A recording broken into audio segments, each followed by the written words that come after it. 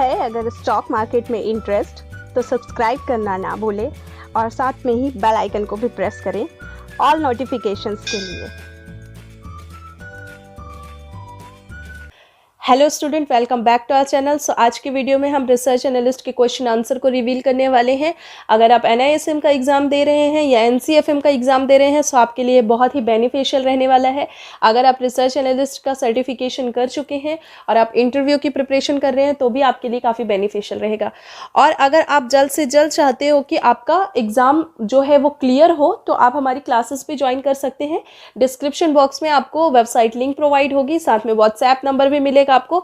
सो आप दोनों नंबर दिए हुए हैं, उसमें आप कांटेक्ट कर सकते हैं या व्हाट्सएप कर सकते हैं, जिसमें आपको सारी डिटेल मिल जाएंगी। क्लासेस का duration, fee and study material, या फिर कितने दिन में आपकी क्लासेस कंप्लीट होगी विद द गुड नंबर, जो कि हम फर्स्ट अटेम्प्ट में एग्जाम निकाल के देने की गारंटी भी प्रोवाइड कराते हैं। सो चलिए हम स्टार्ट करते हैं रिसर्च एनालिस्ट क्वेश्चन आंसर को, जो कि मॉड्यूल नंबर 15 है। आपका क्वेश्चन आंसर जो ये MCQ क्वेश्चन आंसर है वो बहुत इंपॉर्टेंट है, क्योंकि एग्जाम में जो क्वेश्चन होते हैं वो MCQ ही आते हैं, ऑब्जेक्टिव्स आते हैं, ना कि डिस्क्रिप्टिव आएंगे। सो ये सबसे इंपॉर्टेंट थिंग है, जो कि बहुत सारे लोगों को डाउट रहता है कि डिस्क्रिप्टिव भी आते हैं, तो डिस्क्रिप्टिव नहीं आते हैं। आपको डिस्क्राइब नहीं करना, वहाँ पेन पेपर में आपको लिखना नहीं है चीज़ों को, आपको सिर्फ एग्जाम देना है और वहाँ पे जो कि टिक मार्क वाला रहेगा आपको टिक लगाना है। इसका मतलब ये नहीं कि आपने टिक लगाया तो आप किसी पे भी लगा के आ जाएंगे, क्योंकि वहाँ पे बहुत ही सिमिलर आंसर्स रहते हैं, इसलिए हमें उसके बारे में डिफरेंसेस पता होना बहुत ही इंपॉर्टेंट है। तो चलिए हम स्टार्ट करते हैं, जो कि आपका 5th नंबर क्वेश्चन है। FDI leads to job destruction in the economic state, true है या फॉल्स है पूछ रहा है। FDI मतलब होता है फॉरेन डायरेक्ट इन्वेस्टर, ठीक है, इन्वेस्टमेंट। सो ये बोल रहा है कि FDI हैज़ मल्टीपल बेनिफिट्स होते हैं क्या। So FDI leads to job destruction, इसके बोलने का मतलब ये है कि अगर FDI जो है वो फॉरेन कंट्री की जो FDI फॉरेन डायरेक्ट इन्वेस्टमेंट अगर अपना पैसा इंडिया में लेके आते हैं, हमारी कंट्री में लेके आते हैं, तो हमारी कंट्री में जॉब की जॉब जो है वो उसकी कमी हो जाएगी। मतलब इसके कहने का मतलब ये है कि स्ट्रेट टू है या फॉल्स है। तो इकोनॉमी, हमारी इकोनॉमिक में कमी आ जाएगी, सो पैसे की कमी पड़ेगी, जॉब में कमी पड़ेगी। सो ये चीज़ जो है वो ट्रू है कि फॉल्स है। तो FDI leads to job destruction in the economic, so हमारी इकोनॉमी में कमी आएगी, जो कि कम से कम लोगों को रोज़गार मिलेगा।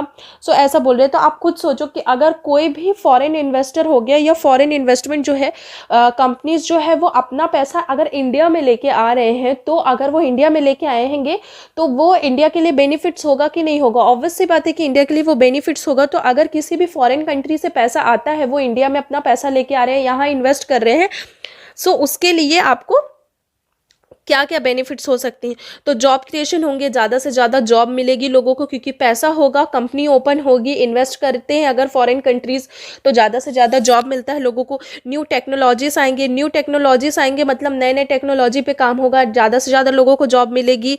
न्यू प्रोडक्ट्स एंड सर्विसेज होंगी, न्यू स्किल्स होंगी, ये सारी चीज़ें होंगी। जितना ज़्यादा वो इन्वेस्ट करेंगे तो नई नई टेक्नोलॉजीज़ इन्वेस्ट होती हैं, नई नई चीज़ें आती हैं, प्रोडक्ट्स आती हैं, सर्विसेज होंगी, सो लोगों को जॉब मिलेगा। तो इसका जो स्ट्रेट है, FDI leads to job destruction in the economic. So FDI अगर क्या करता है कि पैसा लेके आता है तो जॉब डिस्ट्रक्शन होता है क्या, हमारी इंडिया में होगा या किसी भी कंट्री में होगा, तो ऐसा कुछ भी नहीं है। इसका जो आंसर है वो फॉल्स हो गया।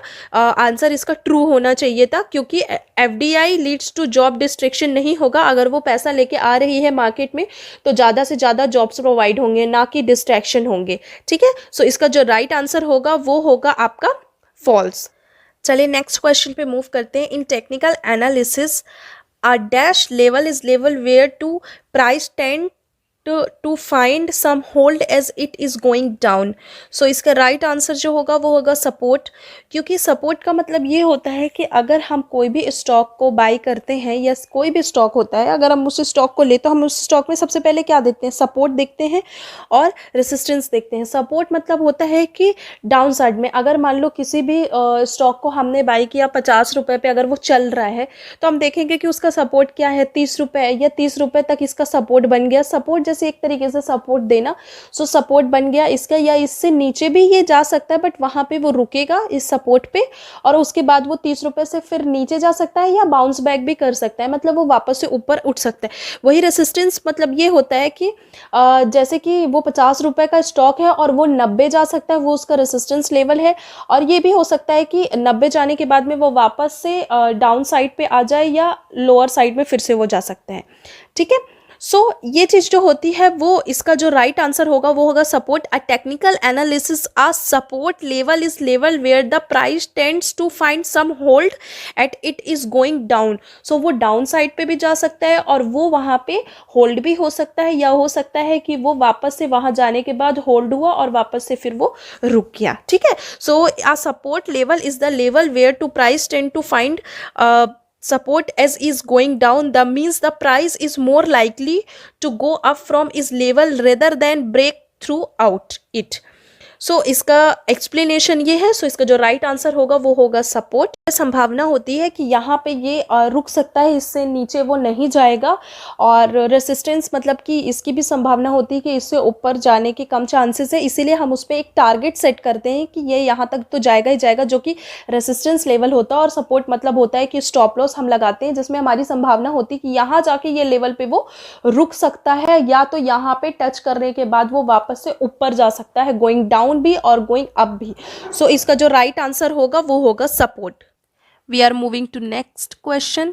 सो क्वेश्चन जो है वो है आपका, the EPS of a company is ₹28 and the PE ratio जो है उसका वो होगा आपका 7। What is the current market price of the company stock.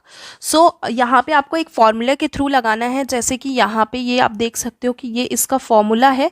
ये फॉर्मूला आपको चेक करना है और इस फॉर्मूला के थ्रू लगाना है, ये यहाँ पे दिया हुआ है। ठीक है, सो पीई रेशियो मतलब होता है पर्निंग प्राइस अर्निंग, और आपका स्टॉक मार्केट प्राइस जो है वो हमें निकालना है। यहाँ पे ये पूछ रहा है what is the current market price of the company stock, मतलब हमें यहाँ पे ये पूछ रहा है कि कंपनी का जो करेंट मार्केट स्टॉक प्राइस है वो क्या होगा, और ईपीएस यहाँ पे ऑलरेडी दिया हुआ है। सो ईपीएस जो है वो ईपीएस आपका क्या है 28 है, जो यहाँ पे ये दिया हुआ है, जिसको अर्निंग पर शेयर बोलते हैं हम। और ये पीई रेशियो दिया है, प्राइस अर्निंग दिया हुआ है, जो कि ये दिया हो 7 रुपीज़। अभी इसका फॉर्मूला ये है, ये फॉर्मूला के थ्रू आपको यहाँ पे निकाल लेना है। ये फॉर्मूला को याद रख लीजिए, अगर कभी भी पूछता है कि आपको करेंट मार्केट प्राइस क्या है कंपनी का और पीई रेशियो और ईपीएस आपको दिया हुआ है, तो इसी फॉर्मूला के थ्रू आपको एग्जाम में निकालना है। सो ये देखिए, price earning ratio is equal to stock price दिया हुआ है एंड डिवाइडेड बाय ईपीएस निकालना है। यहाँ पे सॉल्व किया हुआ है कि आपको इसको पीई इंटू ईपीएस कर देना है, और जो भी राइट आंसर आता है, जैसे यहाँ पे 196 आया हुआ है तो इसका राइट आंसर आपका 196 होगा, ये आप चेक कर सकते हो। सो इस तरीके से अगर कभी भी आपको ये चीज़ मांगता है, अगर पूछता है आपको, तो आपको इस तरीके से फॉर्मूला को अप्लाई करना है और ऐसे ही निकालना है। सो आगे बहुत सारे क्वेश्चन आपको मिलेंगे जो ऐसे ही रहेंगे, जहाँ पे आपको कहीं पे ईपीएस पूछेगा, तो कहीं पे पीई रेशियो पूछेगा, तो कहीं पे स्टॉक मार्केट प्राइस पूछेगा, तो आपको सब में अलग अलग फॉर्मूला को पुट करना है और उसी अकॉर्डिंगली उसको निकालना है। सो इस फॉर्मूला को याद रखना है, एग्जाम में इस तरीके के क्वेश्चन बहुत आते हैं।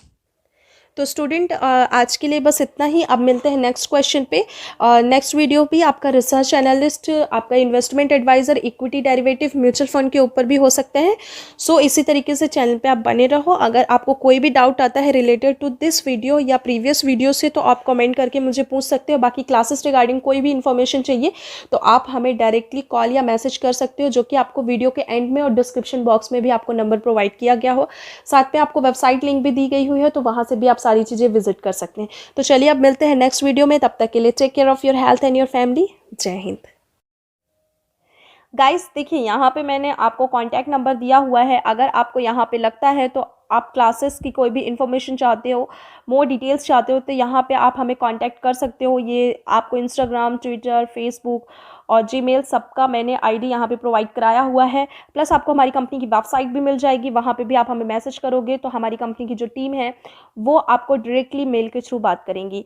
और क्लासेस रिगार्डिंग कोई इन्फॉर्मेशन चाहिए तो वो भी आप डायरेक्टली जाके खुद वेबसाइट पर देख सकते हो। आई होप सो ये वीडियो आपके लिए इन्फॉर्मेटिव रहा होगा। तो अब हम मिलेंगे नेक्स्ट वीडियो में, तब तक के लिए take care of your health and your family. जय हिंद। और साथ में यहाँ पे आप फॉलो करना ना भूलें प्लस आपको बहुत सारी इन्फॉर्मेशन जो है वो डायरेक्टली आपको खुद वेबसाइट के थ्रू मिल जाएगी, तो आप वहाँ पे जाके खुद देख सकते हो, आपके लिए काफ़ी इन्फॉर्मेटिव रहेगी। तब तक के लिए बाय बाय।